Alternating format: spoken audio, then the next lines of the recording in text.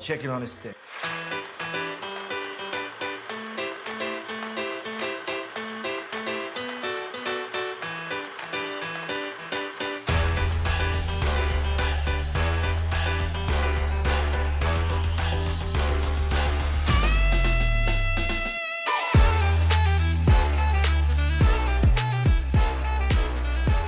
Hi, I'm Patrick, I'm Maggie. and we are Chicken on a Stick. Welcome into another episode. Welcome. Today is another Maggie pick, Yay! and we played a little game when I came home the other night before we watched this, because I told her to make a list of a handful of movies that she wants to do. She made like a list of like 9 or 10 movies, and then when I got home, she just had one turned on, but it didn't say the title, it didn't say anything. All I knew, it was an R-rated movie, and it was about 2 hours long, and I was like, well, okay. What could this be? And I played a little guessing game until I basically just guessed every movie on her list. I didn't actually know this was a rated R movie. Yeah. You knew that it was older. I did know it was older instantly because she paused at the very beginning, and it was like the pre-title credits. It was a 20th Century Fox logo. Yes. And it looked older visually. I also knew it was on the streaming service Max, because on our TV it does some weird thing where on the very right side of the screen there's like a weird purple bar whenever you first start a movie for some reason. I did not know about that. But it's an older movie, but it's not old. It's almost 10 years old. I guess so. So anyway, I thought it was an older movie, but it's not. Right. So we're going to be talking about 2014's Wild. Starring Reese Witherspoon.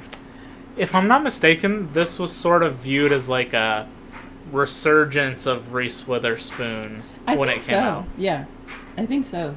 Because she hadn't done something in a hot minute, and then this came out, and she just ended up. She got like a new TV show. She got a couple other movies under her belt. So yeah, I do think that this was just kind of a nice. I don't know, good move for her to come up and do something a little bit more serious.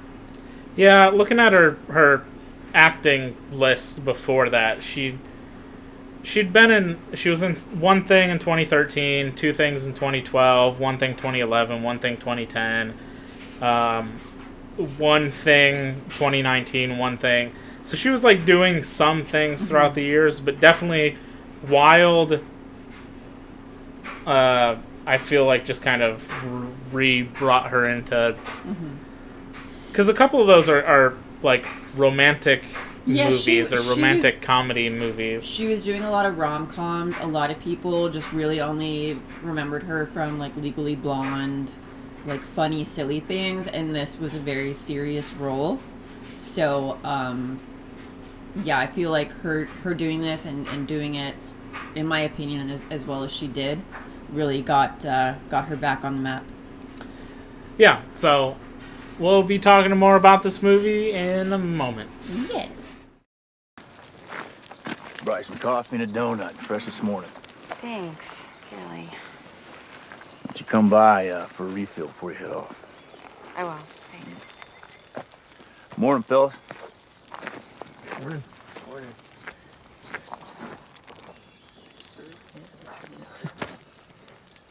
So, you got a trail name? You know, like a nickname? We've got one for you. Really? Queen of the PCT. Come on. You've just got so many stories about people doing things for you and wanting to help you out. I mean, nobody ever gives us anything. No one ever does anything for us, in fact. But please, come and get your refill, Your Majesty. Your Majesty doesn't really go for refills. Refills typically come to her. Exactly.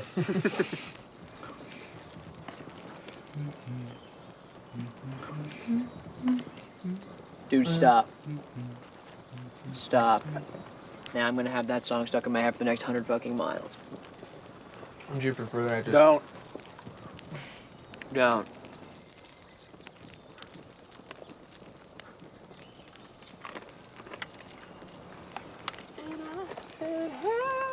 Shut up, man. Shut up. I'm serious. I said, hey! What's going on? Get him! Get him! Okay, well, Wild. I've never seen this movie before. Right. I knew that you loved this movie. Mm-hmm. You own this movie on DVD. Somewhere. Mm-hmm. I know you've watched it a number of times. Yes.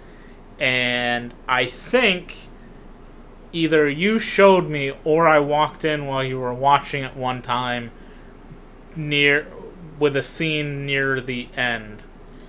Yeah. I think that you did walk. It's another one of those, like, one of my comfort movies. Like, I have a handful of movies that I watch that are comfort movies that if I can't find anything or nothing's interesting to me, I'll just put something on, like Jurassic Park, Titanic, things like that. I've definitely had this as a comfort movie where I'll put it on if I need, like, I don't know, something to feel and something a little bit more dramatic.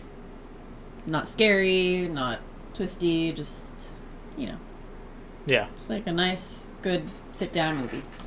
But yeah, you've definitely walked in on me watching it before. So, for anybody who doesn't know about Wild, because weirdly when I said we were watching this movie, quite a few people were like, I've never heard of that. And I was Really? like, I feel like, and I've mentioned this before, but sometimes I'm surprised at, like, the film communities that I'm, like, part of, or the friends that I talk with about movies and stuff, when a movie that, even if I haven't seen the movie, I might have, like, some sort of knowledge about the movie, or generally, like, when the movie had come out, or maybe actors or who are in it or whatever. That's why I'm relatively good at Framed, is I have such a sort of cursory knowledge of so many movies that if I can see, like, a couple actors that I might know, or recognize something where maybe I've seen a frame of it or something before, I can pick up pretty quickly. Which, if you don't know what Framed is, it's basically Wordle, but for movies. Yeah. So Wild, in 2014, was probably one of the times where I was quite ingrained in, like, YouTube movie space of, like, watching many different people who did reviews, different, like, podcasty shows that talked about movies, all this stuff. So I knew when this movie had come out. Yeah. I knew of this movie coming out. I knew just very general stuff about it. Right. Just never saw it. Right. Not for any particular reason, just didn't see it. And the reason why I even knew about it was because it was a New York Times best-selling book. It's a true story. And this woman, she wrote the book, and I read the book, and then the movie came out. Maybe I heard of the movie first, and then realized that it was a book, and I read it because of that. So it's a 2014 biographical adventure drama film, directed by Jean-Marc Vallée. I'm sure I pronounced his last name, maybe his whole name, wrong. Written by Nick Hornby, based on the 2012 memoir Wild, From Lost to Found on the Pacific Crest Trail by Cheryl Strayed.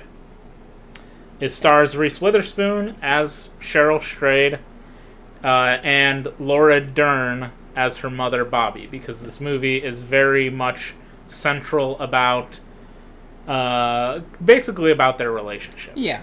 It goes a little bit deeper than that, but the whole catalyst to why she goes on the hike and everything stems from her relationship with her mother, basically. Right. Then there's a bunch of other people who are in this, but the one that I want to point out the most is we see a lot of flashbacks in the movie to Cheryl when she was a child. Specifically, it says 6 years old, so when she was 6 years old. And 6-year-old Cheryl was played by Cheryl Strayed's real-life daughter, Bobby Strayed Lindstrom. That's so cool. Which is kind of like a fun little Yeah. thing to I throw love in that. there. I love when that happens in movies. Like when remember when Angelina Jolie was playing Maleficent and they couldn't hire kids to be in the movie because everyone was so scared of her, so they got her own daughter because she was the only one that like Oh yeah, her own kid was afraid. the baby. Yeah, she was the only one that wasn't scared of her. She loved her. That's kind of funny. Yeah, I love that. I love So that's just like a fun little behind the scenes thing that you Yeah. probably wouldn't notice. I noticed when we were watching during the credits, and I was like, wait a minute, yeah, that person has that Yeah. person's name. that's her name. So the film premiered at the Telluride Film Festival on August 29th, 2014, and then was theatrically released December 5th of 2014, and received positive reviews from critics and was a box office success, grossing $52.5 million against its $15 million budget. Wow. Reese Witherspoon and Laura Dern received nominations at the 87th Academy Awards for Best Actress and Best Supporting Actress. Rightfully so. I think that they And did a that really that good job. actually might be why I know more of it is 'Cause they were maybe nominated. the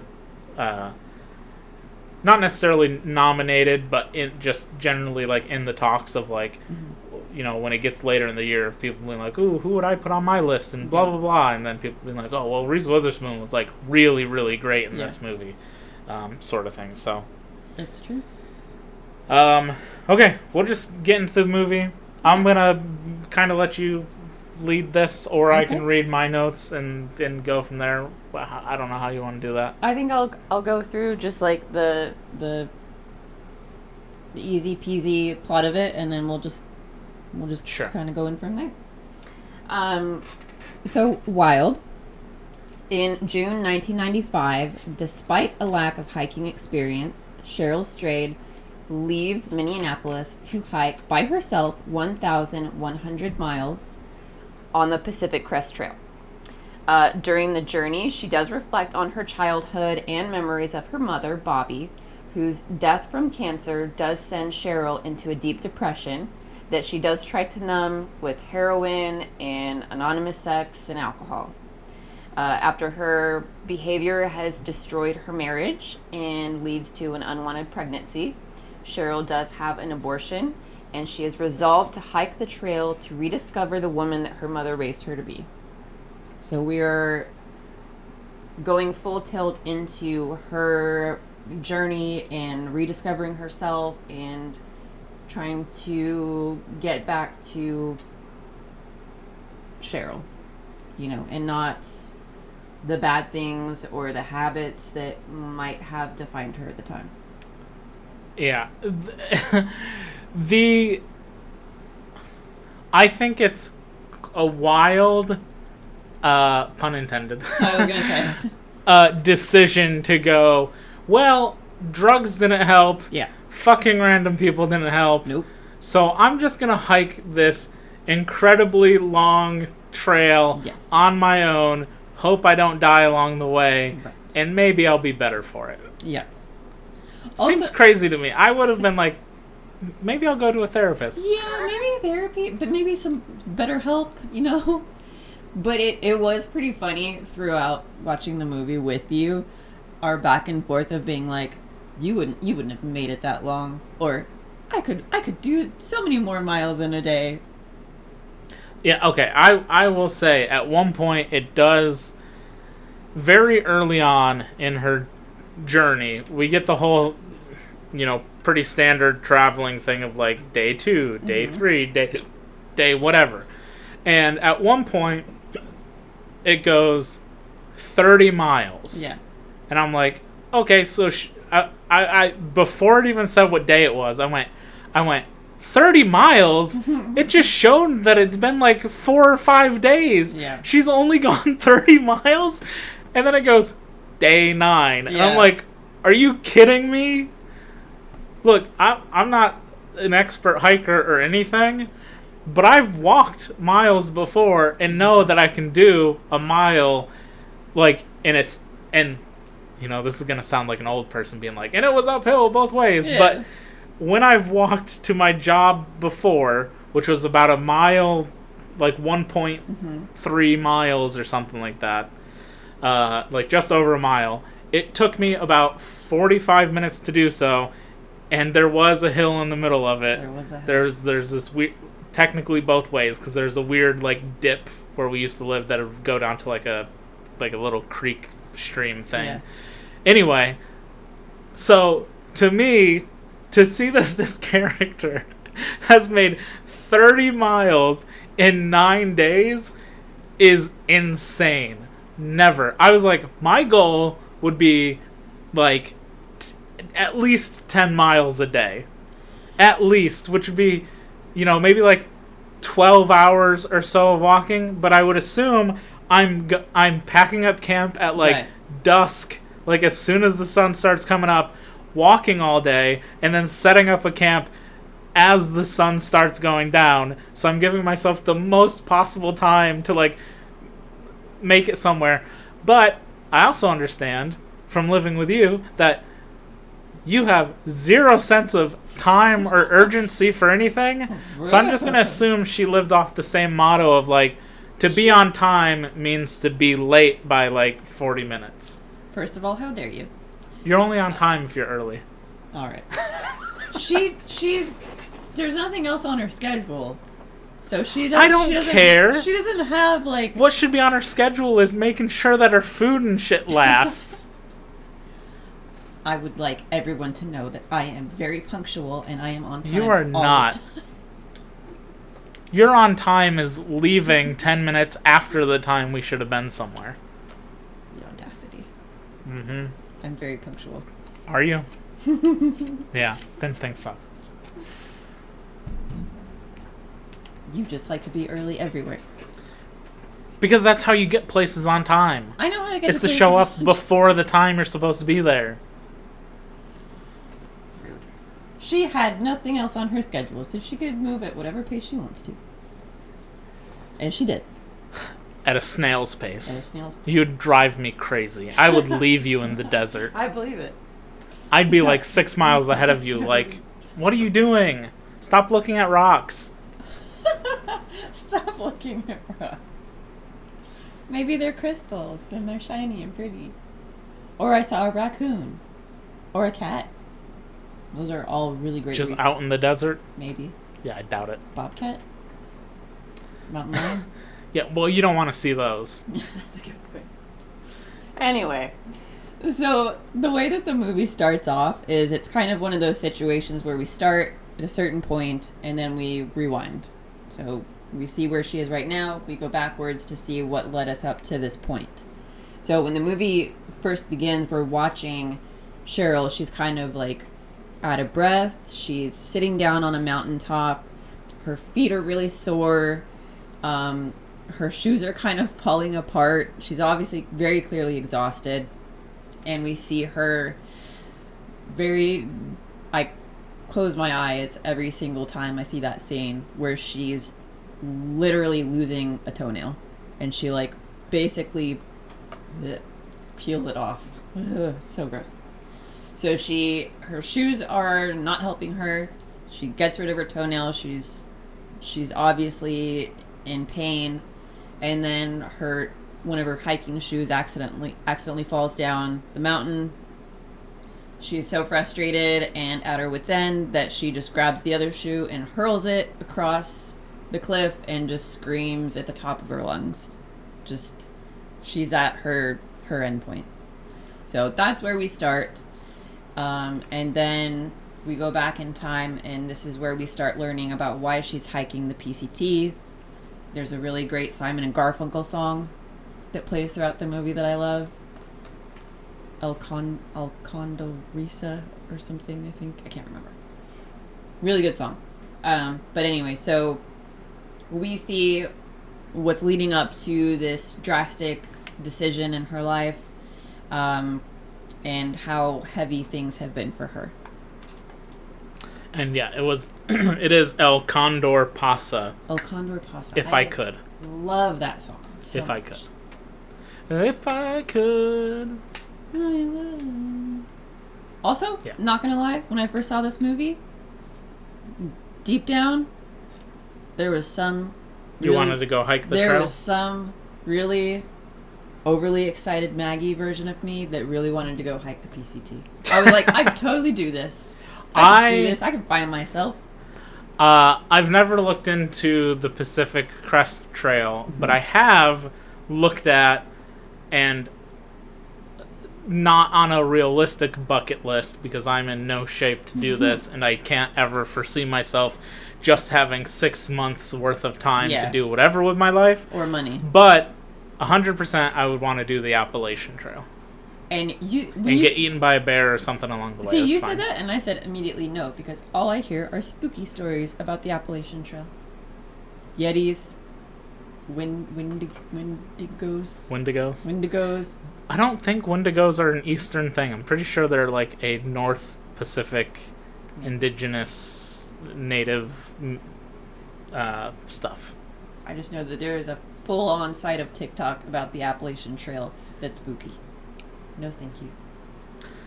But I think it's longer. Oh, is it? I'm pretty sure it goes from like Georgia all the way up to Maine. Ooh. That's why it takes like 6 months to do. Hard pass. This journey, she does it in about 3 months or something. The Appalachian one, I think, is like a 6 month long thing. Oh no. Which is why I'm pretty sure they say you have to start it at like the beginning of spring to finish it in fall before winter hits. Yeah, that makes sense. Or else then you're just in trouble. Yep. Get yourself killed. Or get eaten by a Yeti. I mean, to be fair, I would also be fine with climbing Mount Everest and then, being left on the trail for people to see forever. You said that before, and that boggles my mind. You just want to be in a frozen cemetery? If I could be, like, as infamous as Green Boots, yes. Oh, I forgot about Green Boots.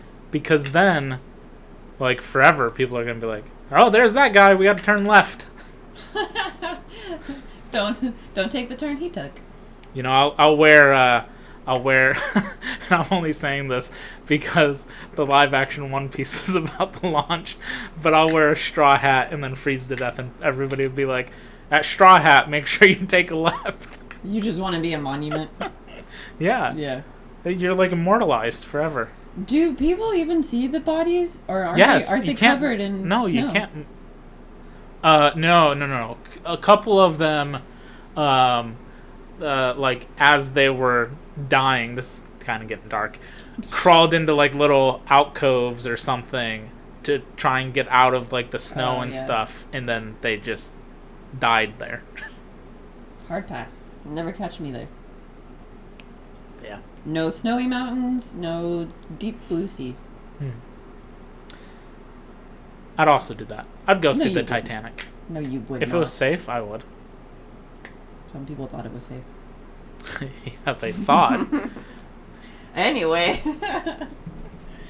They're also immortalized now, because now anytime in the future some little kid in like 6th grade does like a elementary school project of like the Titanic because they just watched the movie for the first time, so they're like reading the history and they're writing a little paper on it, they're going to go to Wikipedia and there's going to be the one little, they click a little button that goes like that's like the sound. No, going back to like references in the future or whatever they call it, like it's legacy. There you go, it's legacy. And under there is going to be a bullet point that goes, and also in 2023, Ocean Gate whatever, full of five billionaires or whatever, went to go see it and then imploded. I swear to God, I'm going to call it now. They're going to make a movie about that. Of course they are. They are 1,000,000% going to make a movie, and James Cameron is going to be like, If the strike wasn't happening, it would already it'd be in production already. Be in production. In fact, it could be in production. I don't know where James Cameron lives. Is he American? Yeah. Then he might be striking. I don't know, but anyway. Also, he strikes me as the person who doesn't give a shit about strikes. So who knows? That's true. Anyway, we digress. You know, it'd be great. Catherine Bigelow should make a movie out of it, and then she should win an Oscar for it, because then not only can she go, "Ha, James, ex-husband, I won Best Director over you in 2009 when you did Avatar shit, and I made The Hurt Locker and became the first female director ever to win Best Director, but I beat you, and I made a better Titanic-related movie than you did. Boom. Mic drop. Imagine that. That'd be so... I completely that'd be forgot great. that she did The Hurt Locker. Yeah. That was a great movie. Yeah. Good for her. Anyway, Anyway. completely wild Yeah, tangents. tangent. Haha, wild. Back to wild. I do want to say, I hate the I bet you wonder how I got here I know trope. you do. Why does like, I don't know, I don't 3 out mind of it. every 10 movies want to start with like, I bet you wonder how I got here. Let the record show that no one actually says. They don't, but people understand that that's what it means. Is we're seeing starting at a seeing certain point. something, and then we're gonna Go backwards. rewind and, Yeah. and come forward. I don't mind it. To be fair, Nico from The Good, the Bad, and Weird hates flashbacks, and this is basically an extended flashback It because we're flashing back to everything that happened before that moment, I don't mind and it. then getting, the story. rest of the story. Yeah. I don't know. I don't bet mind it. Nacho would hate this movie Why? because it's full of flashbacks. I don't know. There's only so many ways you I can tell think a story. it's certain types of flashbacks he doesn't like. Wow. But this movie, all the flashbacks are generally story-driven things. I think you should give it a watch.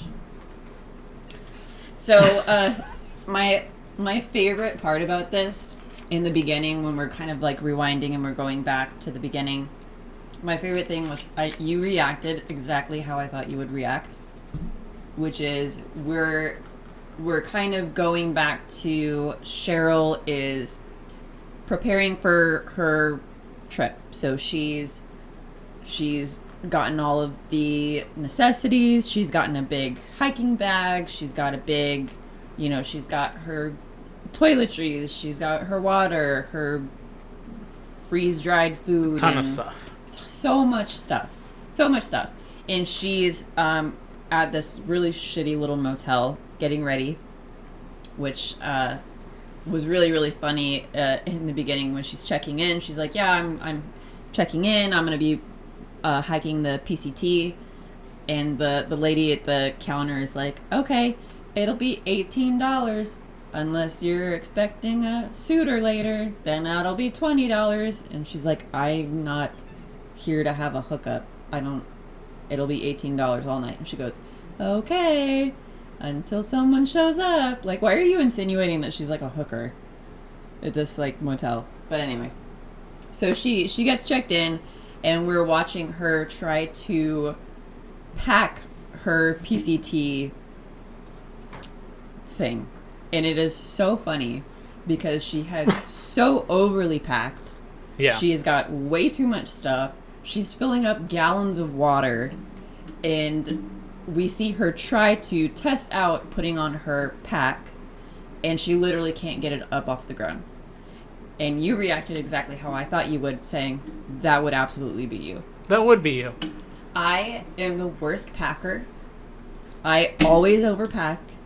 I don't know why. My eyes always just... It's like the same thing like when you're like... Your eyes are bigger than your stomach kind of thing. Like, I think I need way too much stuff when I don't need that much stuff. But I thought it was so funny that you were like, yeah, that would be you. She literally couldn't get it off the ground. She's just writhing around on the ground trying to get this backpack on. Which is pretty funny. It was really funny.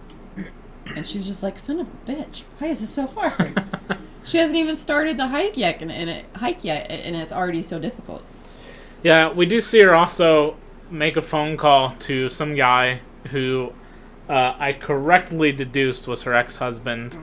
And it's kind of an awkward phone call because she's clearly calling him to just be like, hey, I made it to the start of the trail. You're going to be sending me like boxes and stuff. And he's like, yeah, but like I got somebody over, so I gotta go. Yeah, she's like, oh, but, and she's like, yeah, sorry. Yeah, he's cooking dinner with a new lady, so it's obviously he's on having a date night, and at least you realize that their relationship is healthy.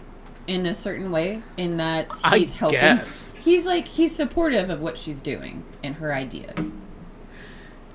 True. So he's like, yeah, she asks him, do you have all the addresses of where I'm going to be stopping? Have you talked to my brother? Blah, blah, blah. And he's asking her if she needs anything specific that he could send her, you know, food, money, shoes, whatever. He's being very supportive, but at the same time, he's moving on with his life. As he should, after what we find out later. Yep. So she hitches a ride with some random guy while the Simon and Garfunkel song plays. At least I think it's the Simon and Garfunkel song. Yeah. It's some song that we get a flashback to her mother listening to. Dancing in the kitchen. Dancing in the kitchen. And then, to me, it looked like the mother had some sort of problems at this point, because it's a weird, choppy bit, but I guess later on she doesn't seem to actually have any problems. I thought maybe she was going to, like, go crazy or something. It's good to note too that Cheryl, when she first starts off her journey, when she's at a gas station outside of that shitty motel, she's kind of looking around and gauging who she could possibly ask for a ride, and we see her look at a truck that's got like 2 dudes in it that look very sketchy, and then she pans over and she sees another like truck or SUV, and it's a guy and a young son. So she decides to ask them for I don't think I noticed that. Yeah. So she definitely is very aware of her surroundings and what's safe and probably not safe. So she gets to the start of the trail. There's a little trail like log book where you get to write your name and like the date and whatever to be like, oh, I'm starting this trail, you know, in case you go missing. I guess they can see when you checked in last. Yeah, I like that. She writes a little quote by some author. I did not catch what it was. Half the time when it shows what she's writing, I didn't really make out what it was because it's all in like cursive and nobody knows how to read any of that. It was all like you know, famous authors and, you know, inspirational quotes and things that her mom liked from certain books. Yeah, I can't remember off the top of my head what some of them were, but they were all very inspiring, profound things that she was writing down so that other people could see them. The best part is she walks all of like 5 minutes and looks back and is just like, what am I doing? Yeah. She's like, oh shit. I am in the middle of the desert. I've already committed, and this backpack is heavy as shit.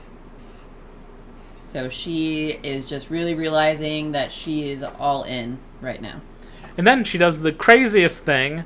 She sets up camp in the middle of the day, which I do not understand. You did not like that. The sun is like in the middle of the sky. Yeah. Why are you setting up camp right now? I don't think that she... I don't think that she trained or like... I think she got this book that talked about hiking the trail, and she thought, I can just do it. And I don't need any prep. And everything will just work itself out. And then she immediately was like, oh shit. Yeah, I don't know. I just thought it was crazy. She was putting up a camp in the middle of the day. Yeah, you did say at that point, you were like, if you put up camp in the middle of the day, I would absolutely leave you. Yeah. We get to cut back to more flashbacks. We see her kind of going to college.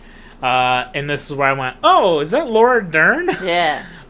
Who I thought was just maybe another student or a teacher at first, but no, Laura Dern is her mother. Yep. They were both going to college at the same time. Mm-hmm. Like her mother was going back to college to get a better life for herself. Mm-hmm. There was a brief time that my mom was going to college when I was college age. Yeah.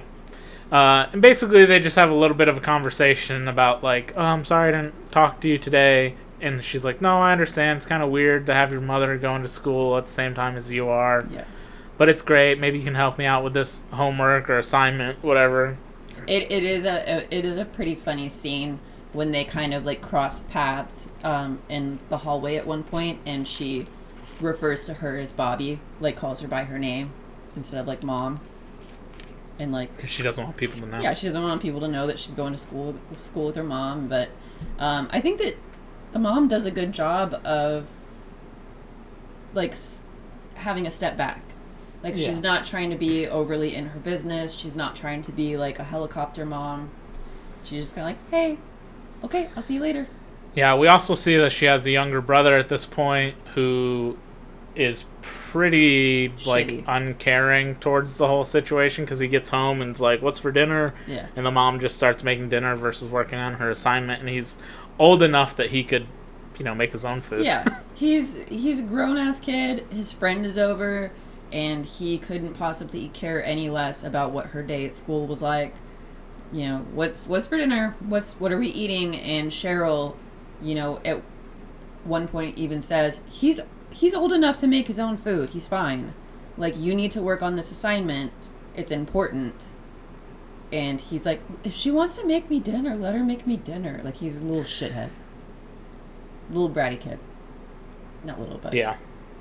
But yeah, so we do see it, Laura Dern's character saying, hey, this is what being a mom is all about. I can do both. I can juggle being a mom. I can juggle being a student all at the same time. But obviously Cheryl is, concerned that that's too much pressure. Yeah. We cut back to present time, or at least the hiking present time. Mm-hmm. And I made a note. I go, first, she's setting up camp in the middle of the day. Second, she's waking up in what seems to be already the late morning, if not afternoon. What is she doing? Yeah. She slept in a little bit.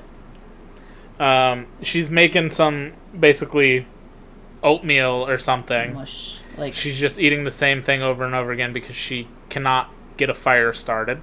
she ended up with all of the tools that she bought for this hike, she ended up buying like some sort of kit to cook food in, but she bought the wrong kind of I forget what it's called. She bought the wrong kind of thing to make a fire, like the wrong kind of butane. Fuel. Yeah, fuel.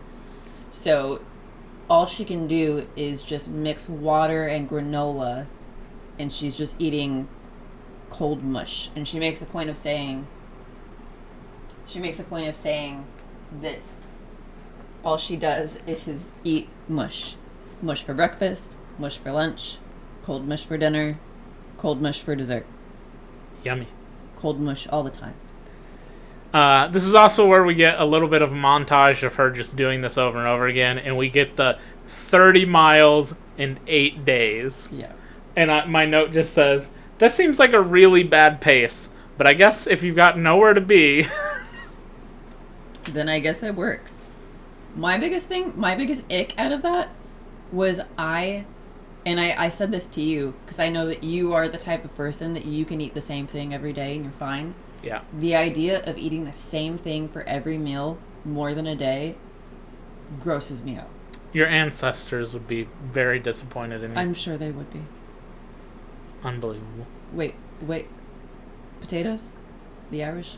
I mean, I was just thinking if you go back far enough, they were probably eating the same 4 things over and over again anywhere. Potatoes. So she ends up running into some people who are doing like some farming work. Yeah, that was confusing to me. Or it's not even really clear if it's farming work or if maybe they're like mowing an area or something, keeping the trail clean or whatever it might be. But she tells them she's run out of food already. And I just said, did she even prepare for this? And then this is where we find out she bought the wrong fuel. And I went, she bought the wrong fuel? What the fuck? Bought the wrong fuel. You had one job. Overpacked way too much. She really went into this not knowing what she was doing. So the guy she speaks with is like, well, look, I'm working, so I got to do this, but after I'm done, I could drive you into the town or whatever, even though the store will be closed. And she's sitting there forever, because when she talks to him, it's light outside. Right. By the time he finishes, it's pitch black outside.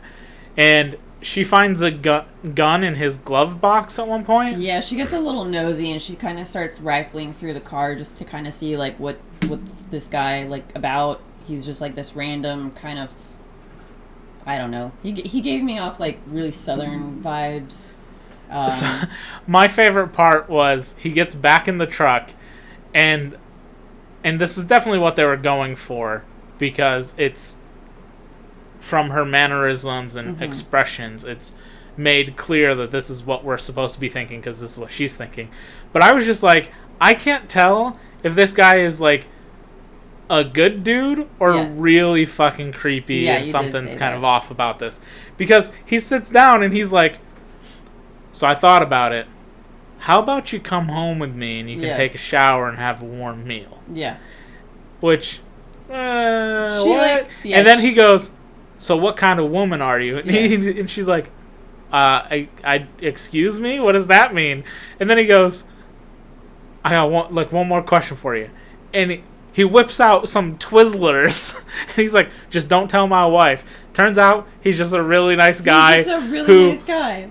Who opened up with the most questionable few lines of dialogue imaginable, instead of just, it's late, the store probably won't be open, my wife is cooking dinner, why don't you come home, eat with us, you can shower, rest up in a bed, whatever, and then I'll take you to the store first thing in the morning.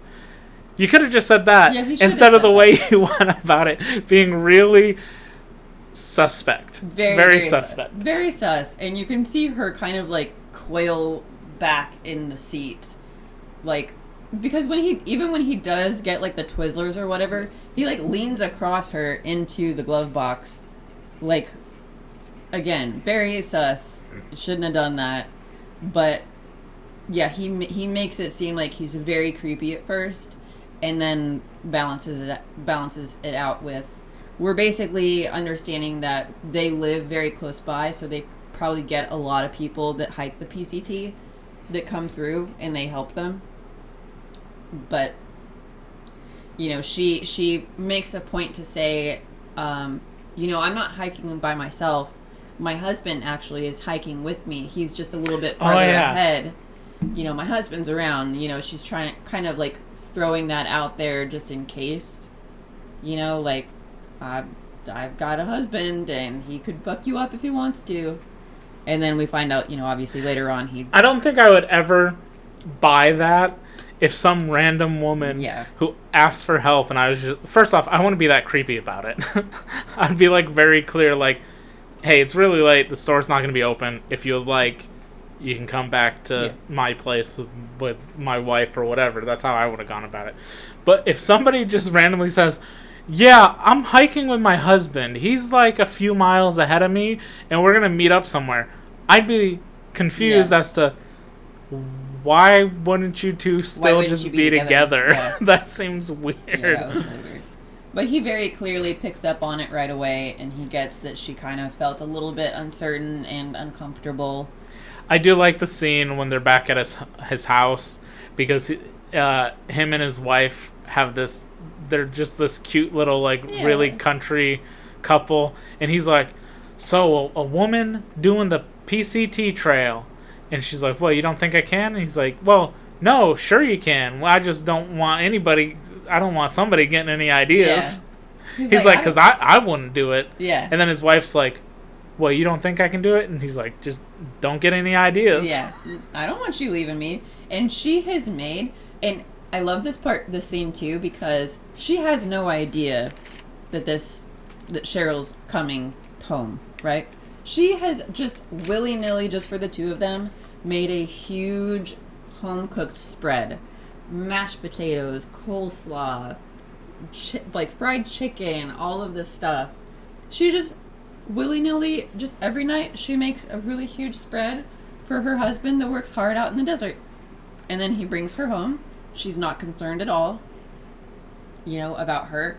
It is pretty funny, though, when she walks in and she goes to sit down at the kitchen table. Before she sits down, the wife says, wait. Oh, yeah. No offense. And puts down some newspaper. Yeah, she puts newspaper down on the seat. On the little seat cushion. Yeah, don't ruin my nice seat. Yeah. No offense, you look a little gross. But yeah, so they have a beautiful home cooked meal, and Cheryl is basically just shoving it down. She's so hungry, and Yeah. it's finally something that's not mush.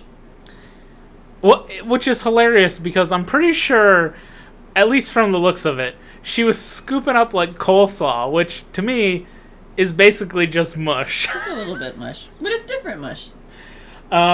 Which, you know, some people would say it's supposed to be like crunchy and stuff because the salad or lettuce, whatever that's in there. I love coleslaw. But whatever. We get some more flashbacks. We get to see her and her ex-husband getting these horse tattoos that are like an interesting design. It's like a weird kind of tribal. Wasn't it kind of like tribal-y? It almost looks sort of tribally in Yeah. the way that they're like the horse. The legs have like spirals in them Yeah. and stuff. It's very stylized.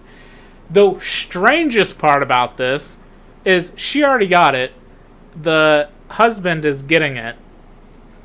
And they're talking to the tattoo guy, and he's like, "Oh, are you guys getting married?" And then she goes, "No, we're getting divorced today." Yeah. And he's just like, what?" And then she just blurts out, "Yeah, I cheated on him multiple times." Mm-hmm. And I could not think of a more awkward thing to just all of a sudden be a part of. If I was doing something for someone and then they just shared with me that they're doing this, first off, why are you...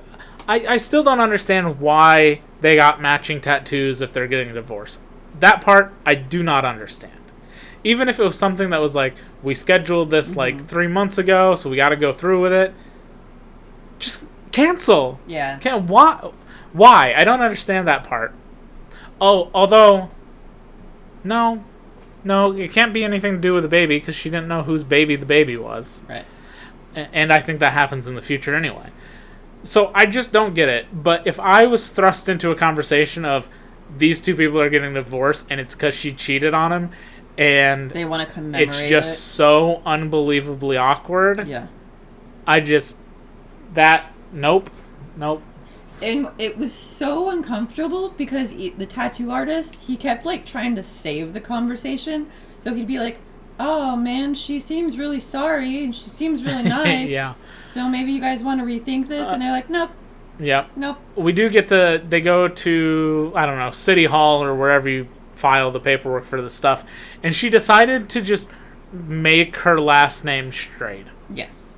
So she had a different, maiden name or whatever, and then she had his name, and she decided during the divorce proceedings that she wanted to change her name to Cheryl Strayed, like a stray dog, because she strayed from her husband. Again, I don't understand why you would do that to yourself. That's pretty harsh. And then commemorating it with a tattoo, also terrible. But that was her decision, and she's basically trying to own what she did to him. According to Wikipedia, following the divorce, she changed her surname to Strayed, a name she chose after months of contemplation. She chose Strayed for its symbolism and because she liked how it sounded together with her first name. I guess. I don't know. Whatever. It's weird to me. Whatever. People can do what they want. At least she's not Princess Banana Hammock Consuela. I was literally just about to say that. Was it Princess Consuela Banana Hammock? Banana Hammock. Yeah, whatever it is. And he was what, shitbag? I don't remember. He changed his name. That's a Friends reference, by the way. Yeah. So we get back to present day. The farmer guy who was helping her, his name's Frank. Mm-hmm. He does take her to the store. She buys the correct fuel, so now she can actually have a working stove fire thing. We do also see during the night when she does take that shower, while we're kind of going back and forth between, the story of them getting the divorce and the tattoo and all that. We do see her in the shower, and it's kind of panned down at the bottom of the shower, so we're seeing all this dirt coming off of her. And then we also see that the pack that she's been wearing has caused horrible sores on her, like hips, on the sides of her arms, like her armpits. They're just really, really bad. So she's realizing, like, okay, I'm hurting myself with this pack. So something needs to change. We do learn at this point she does make mention that she's going maybe 5 to 7 miles per day, which I noted again, that is unacceptable. There's just no way I would go that few miles a day. That's like hardly doing anything. But she's got sores. And I get that maybe she's got a backpack on it, and maybe it's like 70 pounds or whatever, and that's obviously going to decrease your thing. But we'll learn in a moment what realistically it should look like. Yeah. While she's doing all this stuff, she runs into a naked man just bathing in a stream. Just, oh brother, where art thou down at the creek? At the creek? Yep. Down at the creek? Yep.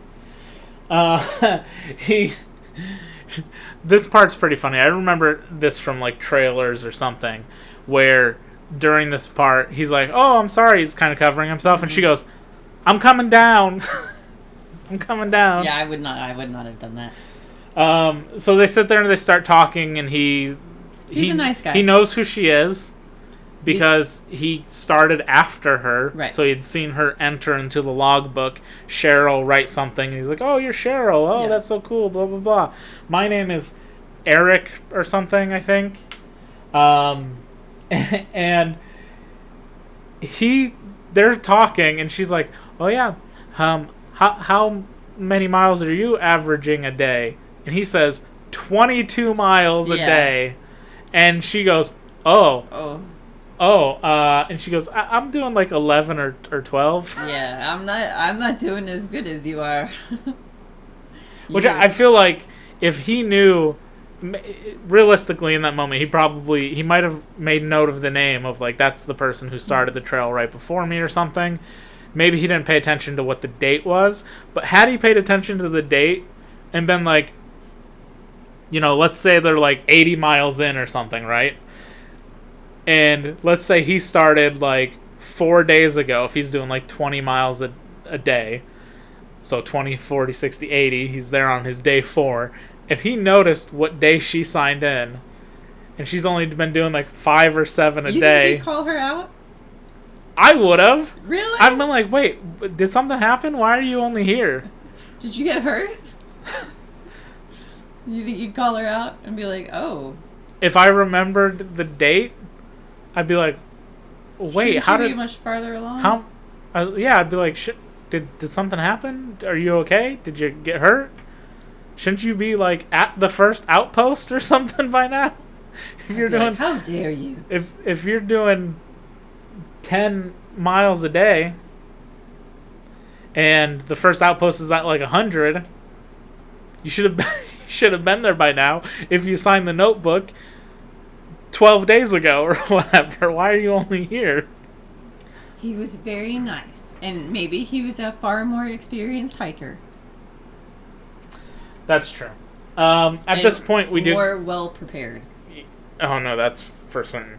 At this point, we do get the flashback to where she's sitting in like a random cafe with who I just assume is a friend. Yeah, I think it's like this her best random friend. woman who we see once or twice. I don't even know if she has a name. At one point, I don't know. I wasn't sure what was going on. Yeah, just a friend that they're having a lunch date. But she mentions she's pregnant and that she's not sure who the father is. The friend is very upset by this. They don't say it, but the friend kind of gives off this vibe that like this isn't the first time that that's happened. And she's like, Cheryl, are you kidding me? Like, seriously. Let's go. We're going to go get a pregnancy test right now. Oh, and I'm going to watch you take it. And I'm going to watch you take it. That was the best part. Yeah. She was very irritated. We get a little bit of an explanation as to why she's doing the trail at this point, because while she's waiting for like the pregnancy test or to see a gynecologist or a doctor or something, she does see like a pamphlet for the PCT, and she's like thinking about it during all this. But this is where she's just like, or at least my note to it was, her life got so crappy, she thought walking on this trail would somehow walk her into a better life. I don't know. I think sometimes when people, I don't know, hit a breaking point, that maybe anything can make sense in that moment. And she saw this pamphlet in one of those little like wooden holder thingies, and it looked beautiful, and she thought, maybe I should just throw myself into a situation that I'm not familiar with, that might be exciting, it might renew myself. I think a lot of people go through that. Sure. I threw myself on a cruise ship to go work. How'd that work? Not great. Yeah, exactly. Turns out when you try to find yourself is still also there. That is true. She finally does make it to the first like checkpoint thing. I think they say exactly how far it is. I almost want to say 100 miles. It might be more than that. I don't quite remember. But when she gets there, the guy, the naked man she met is there, because he went on ahead of her. Yeah. And he's told other people that she's going to show up. So when she shows up, there's like they're like clapping, like, "Oh my God, Cheryl, you made it! Whoa!" She's kind of like a little bit of a PCT celebrity at this point, which is weird. It is a little weird, but I think a lot of these people are just, they saw that there's a single woman who's doing the trail. She's leaving behind really inspirational quotes, and I think they're all rooting for her, and that's why she kind of has this celebrity status. That's kind of true. So they clap for her when they see her. They want to get her a drink. They get very specifically a lemonade Snapple. They asked her if she wanted and a bag beer. of chips. Yeah, you can have anything you want. Do you want a beer? Do you want, anything? All I want is a Snapple and a bag of chips. And then there's some old guy who they're like, he's cooking some food, so I'll have food later. She does get a little care package that was sent to her from the ex. He's like, "Hey, you made it to the first place. Great. Here's some money. Here's some other things for you that you asked for." Snacks and things like that. And while all that's happening, the old haired guy who's like making food, they kind of have a little talk, and she's like, "Oh, do you do this trail a lot?" And he's like, No. I just come up here to, give out things to the people who are doing it, to kind of give back or whatever. They're kind of like, it's kind of like a little cabin, or kind of like a community within this cabin area. And it's this elderly couple who maybe they were retired and stay there. But I don't think that's right. No? No. I just feel like it was this old guy that's like, I take care of He is an people old guy, but I don't think he lives there. I think he goes up there during the season and cooks things for people. And takes care of people. But he seems very like... He seems like a grandpa figure to all these people that are coming in and out. Yeah, basically he just tells her, like, "You're doing dumb shit. Yeah. Let me help you." And she's like, "What do you mean?" He goes, "Well, you're oh, they called her Backpack the Monster at one point. Yes. Because it's so big. And he's like, "You just have a lot of stuff here that you don't need. If you give me a second, I'll help you out." One, he mentions about her shoes, because she mentions that her feet are hurting. He goes, "Well, it's because you got too small of shoes. Right. You need to call the place, tell them, they'll send you a bigger pair. That'll help you. Second, you have way too much shit in your pack. After I'm done, I'll help you go through it, and we'll lighten that load a little bit." Which, by the way, everything she bought was from the store REI. And I would like to say, one time I was driving past the REI flagship store in Dallas, and I saw someone out in the parking lot that looked just like her, that had a big, huge pack and all this stuff, and I was like, I bet she's buying hiking boots or something. But he did make a point of saying, REI, they're, an outdoor store. If you call them and just tell them where you're going and that your shoes are too small, they'll just ship them to you. You don't have to do anything. And she was like, "Yeah, I was thinking about, I thought they were too small." Yeah, so he helps her get rid of some things. He's like, look, I'm going to go through this stuff, and I'm going to take away all the stuff you don't need unless you can give me a reason you need it. Yeah. And he's just like pulling up things like, oh, how are these working for you? Binoculars. Yeah. She's like, I haven't used them once. He's like, okay, gone. How's this thing working for you? And she's like, I don't even actually know what that is. He's like, okay, gone. He's like, what is... She's like, yeah, I don't know why I thought I'd need a saw and all these other things. At one point, he pulls up and he goes, 12 condoms? Why did she have condoms? Why does she have a full box of condoms? Look, it makes a little bit more sense than what we're going to find out about her later. But... did she just think she was going to bump into a bunch of random people on this trail and just decide, like, the better way to better myself is to sleep with every single guy I find? Or at least, like, 12 of them. No idea what the thought process behind that was, but it was hilarious that he was like, do you really need all these? And she was like, no. And then he puts them down, and then at some point he, like, turns his back and she takes one. She just takes one and puts it in her pocket, just in case. Which is funny, but still seems crazy to me. Yeah. We get a flashback again to her mother. We find out that her mother had tumors on her spine. Mm-hmm. Not a good sign. No. But very, the mom was always very optimistic. Between college, between being a mom, and then we find out this diagnosis. She's definitely not as concerned as Cheryl is. Cheryl is, while they're sitting there and they're getting this news, Cheryl is asking questions. She's, okay, what's the time frame? What are we looking at? And the mom's like, everything's going to be fine. Everything's good. We're going to be okay. So she always did a really, really good job of being positive. Yeah. We cut back to her, and she had been told before that there is like a mountain pass that a lot of snow has fallen on, so she should probably either take the long way around it or take like a bus down to Reno and then pick up the trail from there. Right. When we cut back to present time, she is taking a bus to Reno. Right. Which is to avoid the snow. And then she just starts to try and hitchhike, sticking out her thumb, trying to get a ride. This part also just seems so random and pointless and doesn't really go anywhere in the rest of the story, but I assume it probably is, it's based on something that happened, so to some degree it probably actually happened, and that's the significance of it. But while she's hitchhiking, this random guy pulls over. He's got a bunch of junk and stuff in his car. He gets out and he goes, "Are you a hobo?" So rude. He keeps saying hobo over and over and over again.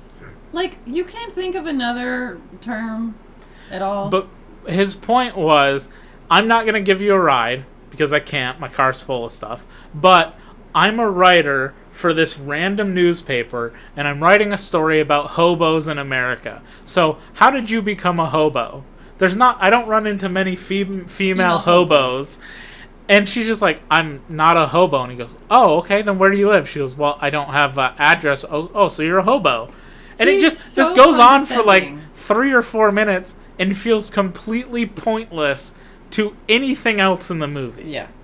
It's just so random, so pointless. He talks to her for a little bit, gives her a grocery bag full of like a beer and some other random snacks or whatever. Of, like, gift bag. He said it was like his hobo care package or whatever. Yeah. And then he just drives off.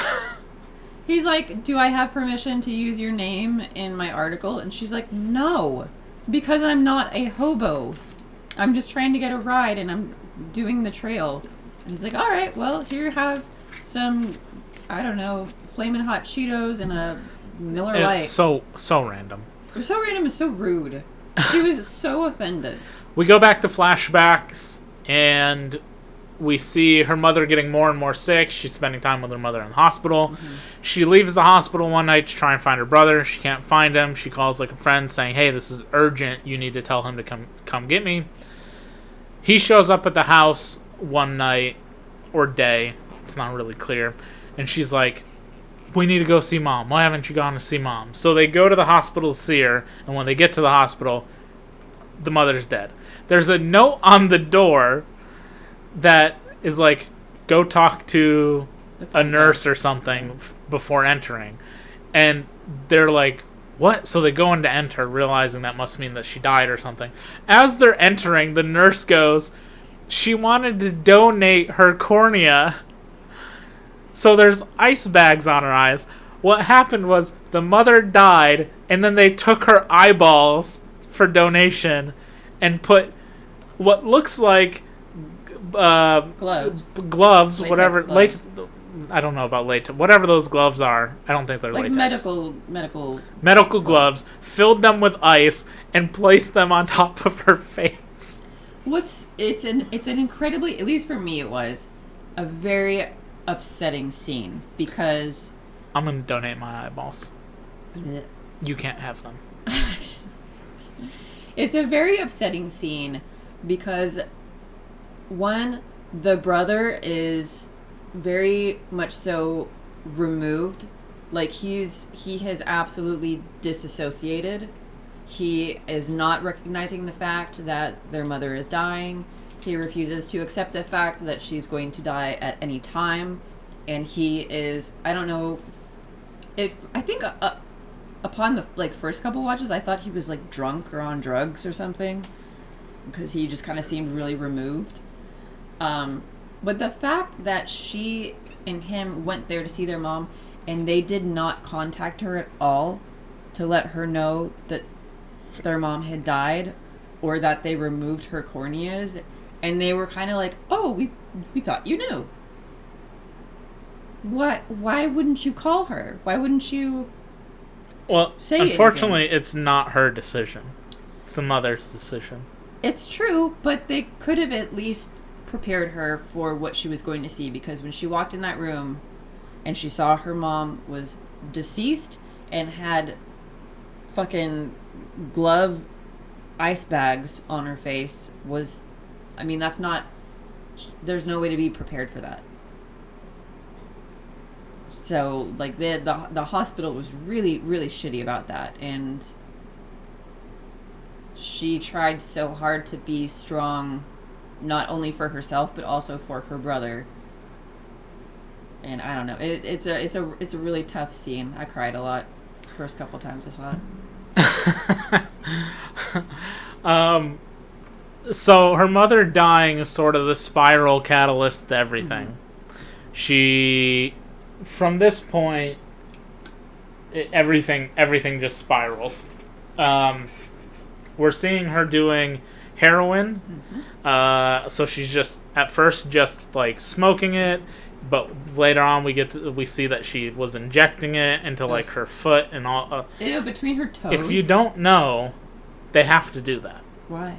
Because when you inject it in spots so often, that spot starts to get tough, so you can't inject it there anymore. So you have to find other spots. Ugh. And people will do it so often that like the normal spots of like the arms or legs or butt or whatever isn't, like, you can't do it, so they go in between the toes. Oh, that's so disturbing to watch. Things like that. Anyway, she's doing heroin, and then she's like a waitress in places, and she just randomly takes men into like an alleyway and just has sex with multiple people while they're watching, while they're like the other one's on guard, making sure nobody shows up.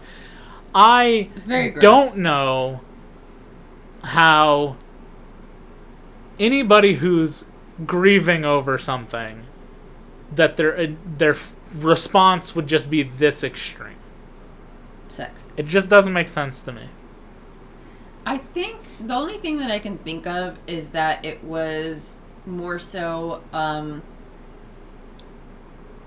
just saying, I can't ever imagine myself just going, damn, I'm so sad, maybe meth will help.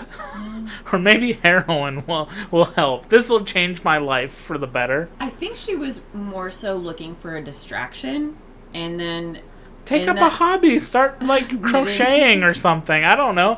Why? She what is the attention. Jump to heroin? I just don't get it. I don't know. The sex thing kind of makes sense, I suppose. You want to feel some sort of intimacy or like love or something, I guess. The heroin thing, I just don't get at all. I don't understand. It's really, really sad to see, you know, someone who had a lot of things going for them. She was doing really well in college. You know, she had her mom. She had so many things going for her. Really pretty, really likable. To see her be so down that she felt like drugs and sex and all of that was what she deserved. And it's really, really sad to see that. It's also really sad knowing that a lot of people go through that in life. So many people, all it takes is something. So many people do drugs. So many people, you know, have something happen in their lives and they just plummet. All the drugs. All the drugs. So it's really sad, but it's a sad truth, and I think it was very brave of her to write about that, to talk about that, and to put that out, you know, to an audience, that this is a thing that happens and it sucks. And you feel terrible for her. So we get back to present time. She has made it to the next, like, checkpoint place. She got better shoes. Yes. She got another note from the ex-husband who's like, wow, you made it to the second thing. Great, cool. Goodbye. At this point, she does also meet another woman doing the trail. Yes. So that's kind of, like, fun and exciting, is, like, Yeah. she's not the only woman out there kind of doing it. She does learn from this lady that... I think I called him Eric earlier, but the naked man, his name was actually Greg. Oh. That Greg has quit the trail because he could not put up with the snow. Yeah. He tapped out. And the snow was... at this point we've caught up back to the beginning of the movie. The snow part that she did led to her getting up to the top of that mountain, her shoe coming off, her toenail being fucked up, Yeah. and then her wearing, like, duct taping, like, flip-flops onto her feet until she got to this point. Right. To get her new shoes. Yeah. So she just has a little chat with this other woman who's going through and doing the trail. Nothing too much to really talk about other than just, like, yeah, go women. Yeah. Um, I think it was just nice and refreshing for her to not come across a dude. Right. We do cut back to seeing her spiral more. We get to see her doing more heroin. She's definitely in, like, a drug house, like the most stereotypical drug house thing, where it's just, like, an empty, beat up, like, the walls are sort of that, like, yellowish color from all the smoke and whatever. Like just like and an it's just abandoned a place. single mattress in the corner. And the druggies are all just, like, laying on it and whatever. She's naked. She's also, you know, screwing around with some more people. She did actually go to a therapist. I was like, oh, she actually tried to see a therapist about this. Wow. But it was like, as he put it, a $10 therapy session. Yeah. So maybe you could have aimed a little bit higher. Maybe the money you spent on the heroin you could have put towards a therapist. Yeah, she really wasn't vibing with the therapist. She was like noting, you know, that the therapist would ask her questions and she would kind of divert the conversation and be like, do all of these inspirational posters like mean anything to anyone? Does anyone give a shit? She pointed out a poster behind it. They're in like a school gymnasium or Yeah. something kind of thing, it looks like. And there's the picture of the Milky Way galaxy in the back with the arrow that goes, you are here. And she's like, why would you show that to kids? Yeah. Like, that's so fucking depressing. Why are you going to teach them that they don't matter? And that is just the funniest shit to me, because that's actually how people think about that. She could not have been any less interested in that therapy session. It's hilarious. She was like, I don't know why I'm here and I don't buy your bullshit. So, yeah. I do drugs and I fuck around, so it is what it is. It is what it is. So back in the present day, she was warned at one point by the guy who sort of runs like the little camp, whatever, the park ranger guy, Right. whoever. He was saying, "Hey, you should fill up on water before you leave." And she was like, "Well, why? Isn't there a water tank like 20 miles or Yeah, whatever like a in?" water tank. And he's like, "Well, yeah, but like the heat and stuff." And she's like, "Nah, I'll be fine." Mm-hmm. Should have listened to him. Very much so should have listened. Because she ends up running out of water. Yep. And she wastes so much of the water. She looks at her jug. It's got like how much is left in it. And she just goes, meh, drinks some more, and then dumps the rest on her head. Yeah, she like uses it to kind of like wash her face and her head. So she finds the tank. The tank's not working. It's empty or evaporated, whatever. So now she's just like, oh shit, I need to find water. I don't have water. I'm going to die because I don't have water. She does eventually find like a little puddle or something in the ground. Like it's not a lake or river or pond even. Yeah, It's just like this pond dirty, water. gross water. But she has a filter, so Right. she screws it onto a water bottle. She throws in one end into the water, starts pumping to filter the water. She does it for both of her water bottles, and then she puts in iodine tablets, Right. which are going to help make the water drinkable, but it's going to take 30 minutes. And it is very murky looking. It is not appetizing to look at all. And it looks also very exhausting. Yeah. To like be pumping and pumping and pumping the thing and then the iodine and all that. No, thank you. And while she's doing this, two random hunters come out of nowhere, and they're like, "Hey, do you got some water? We're trying to find some water." And they've, because we don't have any. And she's like, "Well, no, my water's not ready yet. It's gonna take like 30 minutes. But I have a filter if you want to use it." And they're like, "Oh, we don't have any water bottles, but we got beer cans." So she fills their beer cans with this filtered water, then puts tablets in for them and goes, "It's going to take about 30 minutes." And then they just like awkwardly sit there. They are creepy country bumpkin hunters that have clearly been drinking. They're just they're sitting there, and the one goes, "Well, how are we going to pass the time?" And one of them just goes, "I know something we could do." They're very creepy. Very, very creepy, very off-putting, especially if you are a woman all alone in the middle of nowhere and these guys show up and just give you the ick. The one like bigger hunter guy's like, "All right, well, we should be getting out of here anyway." And she's like, "Oh yeah, me too." And she starts packing up while they walk off. And we see her like walk into these bushes, and she watches them leave. And then she's like, "Oh, okay, good." And then she just kind of sits down again, like no big deal. And as she's like messing with her stuff, putting her stuff out, the skinny, smaller hunter guy is just there, standing there, Staring at and he's like, "I thought you were gonna leave." Yeah. And she's like, "Well, I was leaving." He's Yeah. like, uh-huh. He is so uncomfortable and creepy. She thought that they left so she'd be okay to set up camp.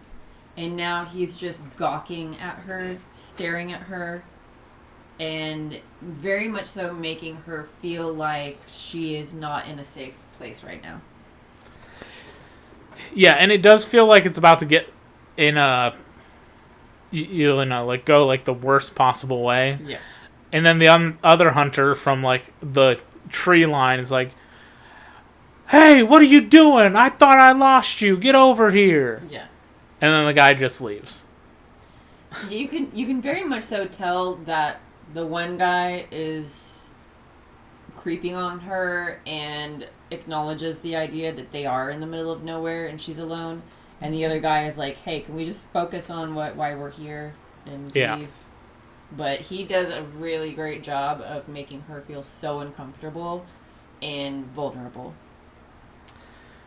Yeah, it's creepy and unnecessary, and I also really don't understand why she also did not just leave. I think between this interaction and when she was in the truck with that farmer guy, I think that we can very easily see that she clocks when guys are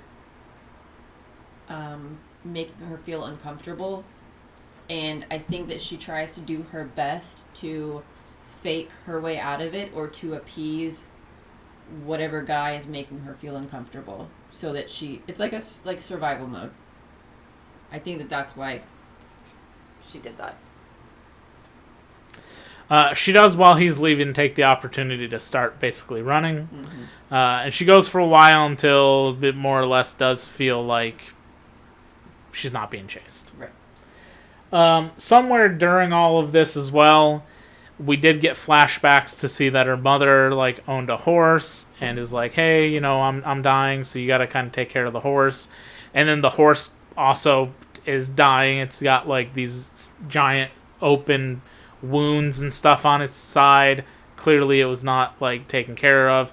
The son or brother ends up having to shoot it to put it down.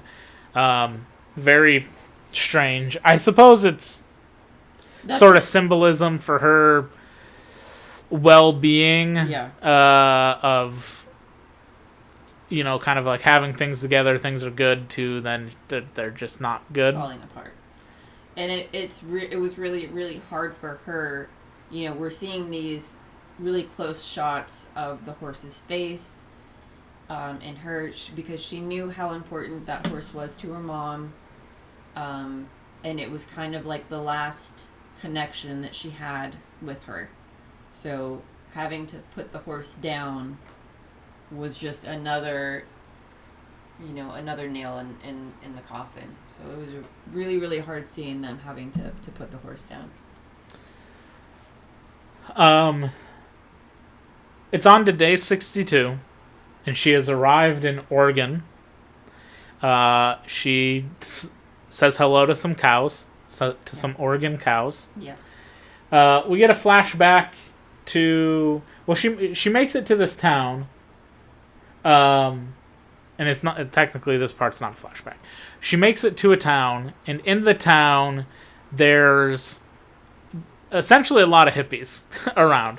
They're playing like live music. She's kind of looking around. Everybody's wearing like tie-dye shirts. Kind of has like long unkempt hair. The little like bandanas with the long hair or whatever.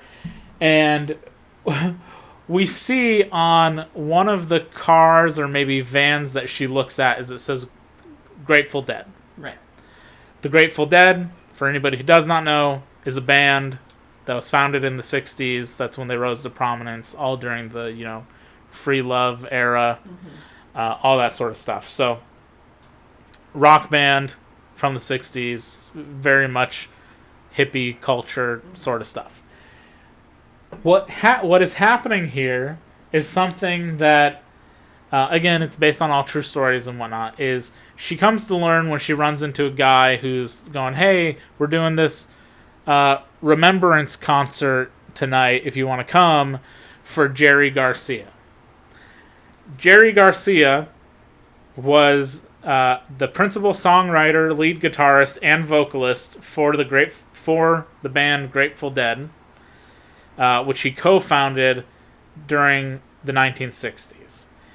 He died on August 6th, 1995. So if this movie, you said, starts in like July or something, June or July, she was reaching Oregon just, you know, within a few weeks of when he passed away.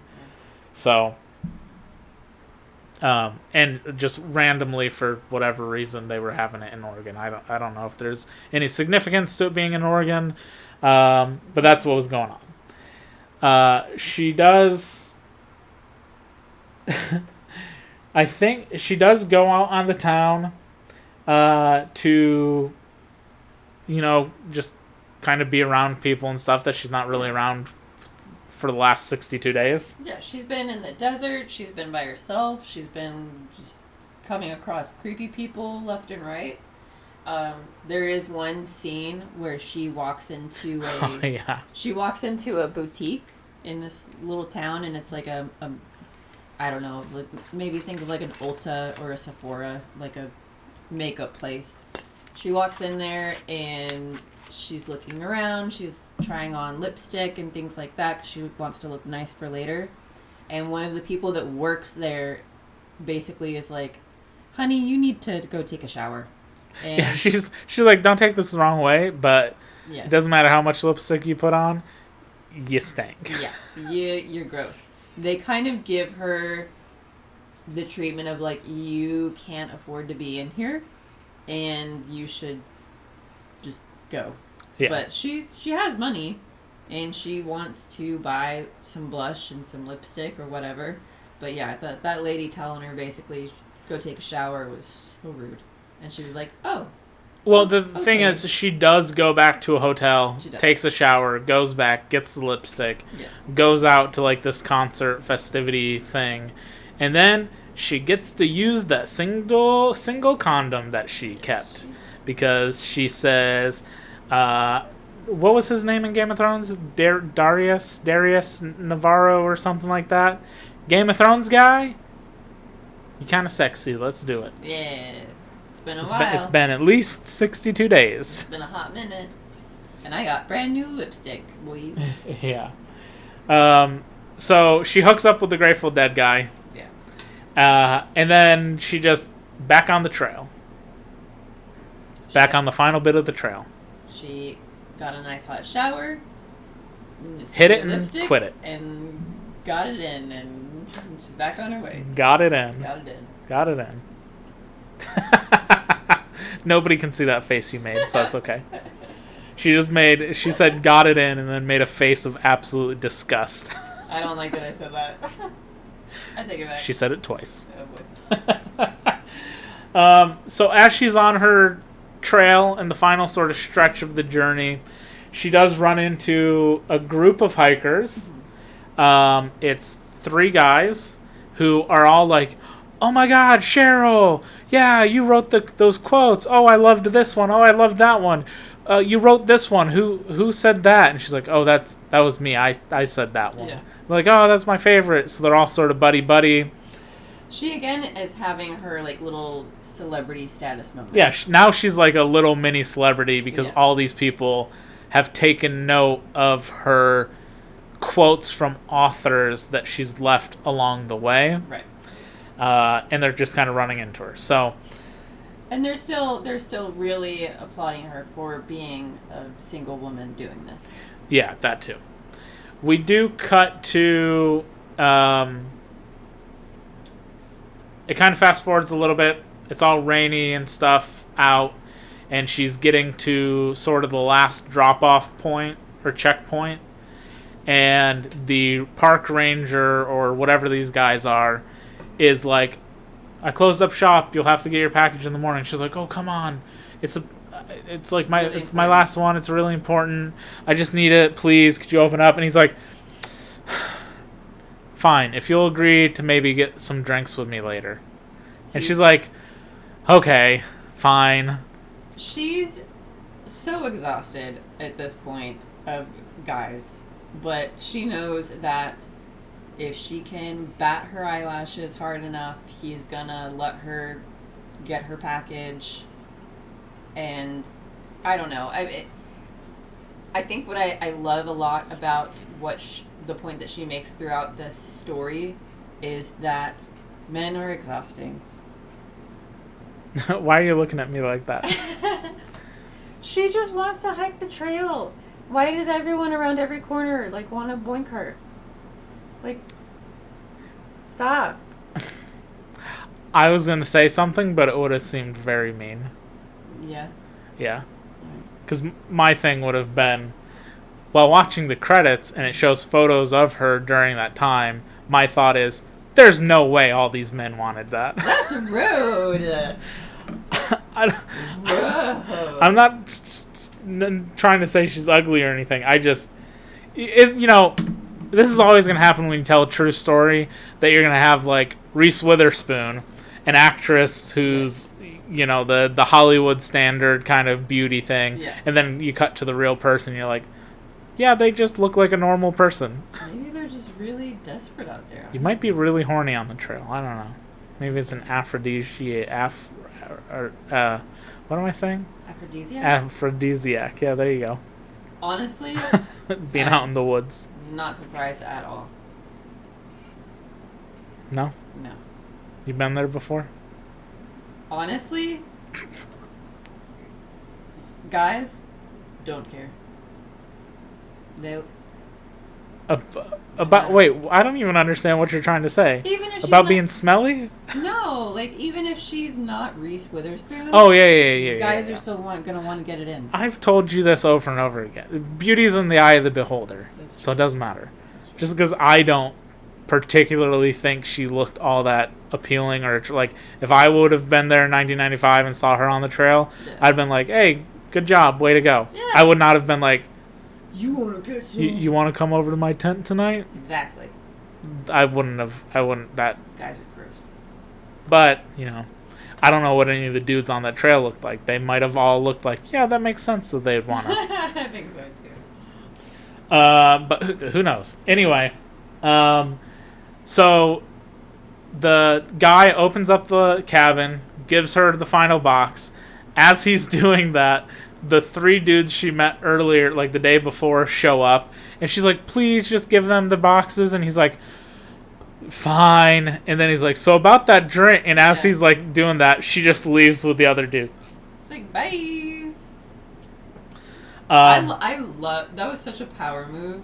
It kind of was a power move, Right? that she used them being there Yeah. as like the escape, because they're like, hey, Cheryl, like Yeah. they know her, air quotes, that she could just be like, all right, I'm leaving with my friends. Like, can you pretty please give them their box? You're still here. You've got the keys. You can go in there and grab it. Like she definitely like used that to her advantage. Finally, you know, I think Yeah. in that moment she kind of came about. Batted her like, eyelashes. Whereas every other interaction that she had with men, she was very like kind of recoiled and nervous and, you know, kind of off put. Now we saw her actually using that to her advantage, to be like, I know that if I ask this guy in a certain way, and again about my eyelashes, that he's gonna do what I want, and he did. Manipulative. Good for her. Finally, she's been tossed around this entire time. For So we go to the next morning, and this is the scene I've seen before. I don't know if this is scenes that I've seen of like Oscar, you know, montages or something or whatever it might be, but I've seen this scene before. You might have even shown me this scene. But it's the next morning, and the 3 dudes are all sitting there eating like their breakfast or whatever, and she comes out, and the ranger guy brings her a coffee and like a donut or something, Yeah. and they're just like, oh yeah, we're just gonna call. Do you have a trail name? And she's like, no. And he's like, well, we came up with one for you, Queen Cheryl or Queen whatever. And she's like, well, why? And she's like, well, because of that exact reason, that you're just didn't- getting whatever you want. We didn't get any coffee. Yeah, we didn't get get donuts. coffee or donuts, or That was a special delivery. nobody's gonna refill. You only have to get up and get your refills. And she's like, no, actually, the refills come to me, or something like that. Yeah. Which is kind of like a fun little, you know, thing kind of going on. But we also get very randomly that one of the friends starts humming a song, and the other one's like, stop it, don't. That's gonna be stuck in my head all day. And then he goes, hey, hey, hey, hey, hey. I said, hey, what's going on? And then they run off, which is just super random, hilarious, because we have a friend who streams, and one of his redemptions in his stream, JRad1985 on Twitch, is this song, but to the He-Man meme, like the whole video for the song. So I hear it constantly. I feel like this scene was, while it may not seem significant on like a first watch, I think that it was important to the story because we are seeing that not every male here is threatening and creepy and weird. They're just like young guys that are just like having a fun time. None of them make her feel uncomfortable. None of That's them, a good like, point. None of them do anything. If anything, they made her feel kind of like at home in a way, or kind of like a part of a little group. That makes a lot of sense. I would have originally just been like, "What's going on?" I said, "Hey." Okay. Anyway. But I do love the part where that park ranger specifically only brings her a coffee and a donut, and then completely. I feel like maybe one of the guys says something to the ranger, and he's like, whatever, bye. Like doesn't give a shit at all. But I think that scene was really, really good to alleviate some of the tension that we've had throughout the movie. Yeah. She packs up, starts walking the rest of the trail. The next scene we get is also seemingly very weird and just random, but she runs into a llama out in the forest that belongs to this old lady and her grandson, I think, or maybe just son. I don't really remember. I think it's a grandson. I think so.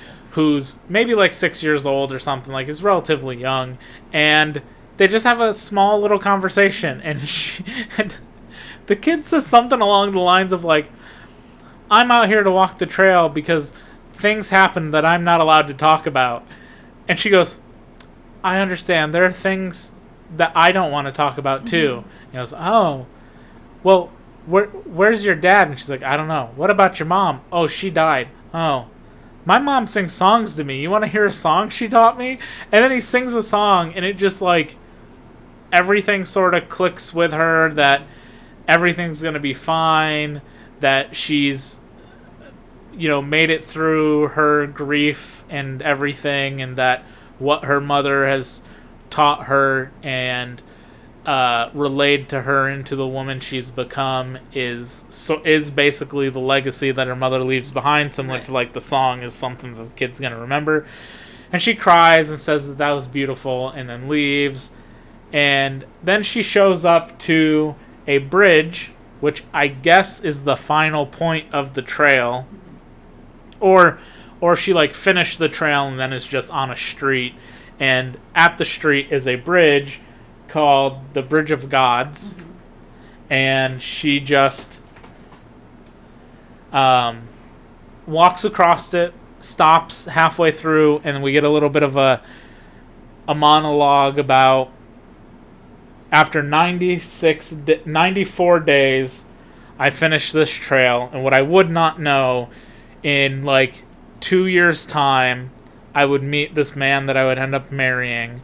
And 4 years' time, we would marry in a spot that I could have seen from that bridge after I finished this trail. Then a few years later, we have a son. And then a few years later after that, we have a daughter who I named after my mother, Bobby.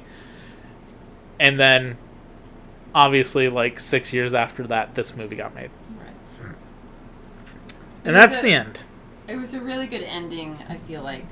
I feel like it could have gone a lot of different ways. But I feel like this just kind of tied a nice little ribbon on her story. I don't know if she wrote another book after this. She did. I'd like to read it. But the way that she told the story and told, I don't know, her journey, it always resonated with me, and it always made me feel, I don't know, you throughout this movie you feel a lot of different things. You feel angry, you feel sad, you feel happy, you feel love, and I don't know, I think it's a fantastic movie. It was a fantastic book, and yeah, I think that Reese Witherspoon did an absolutely fantastic job portraying her. Yeah. It is an interesting story. I'll give you that. I think the movie is fine. I don't I would like to say. have anything to really relate to with it. I would like to say earlier. You said when we were gonna talk about the movie. I said you're gonna shit all over this movie, aren't you? Have I? You have not. Yeah. I think So, Yeah, take that. take that. I don't think the movie's bad. I just don't think it doesn't really do anything for me. I don't see myself probably ever wanting to watch it again because there's not really much going on with it.